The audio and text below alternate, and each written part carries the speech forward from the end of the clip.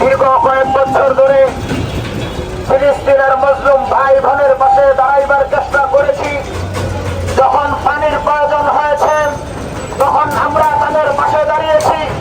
যখন ঔষধের প্রয়োজন হয়েছে তখন আমরা তাদের পাশে দাঁড়িয়েছি। যখন যা প্রয়োজন হয়েছে সাধ্য অনুযায়ী আমরা তাদের পাশে দাঁড়াইবার চেষ্টা করেছি।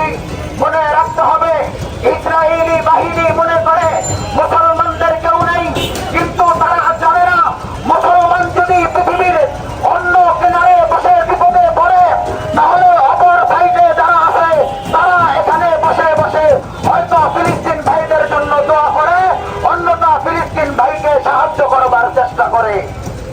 মুহতারাম হাজিরিন, আপনারা জানেন আমরা বহুদিন যাবৎ আত্মীয়দের পক্ষ থেকে ফিলিস্তিনের পক্ষে বিভিন্ন সময় খাদ্য সহকারে বিভিন্ন কিছু আমরা তাদের দিয়ে থাকি, হাদিয়া দিয়ে থাকি। আজকে আমরা এখানে দাঁড়িয়েছি আমাদের এই ফাউন্ডেশনের পক্ষ থেকে এটা জানাইবার জন্য, যদি আমরা আমাদের জীবনের শেষ পর্যন্ত যা কিছু হোক না কেন আমরা ইনশাআল্লাহ ফিলিস্তিনের পক্ষে দাঁড়াবো, কেউ আমাদেরকে বাধা দিতে পারবে না। মুহতারাম হাজিরিন, আপনারা জানেন আমরা আজকে মার্চ ফর গাজা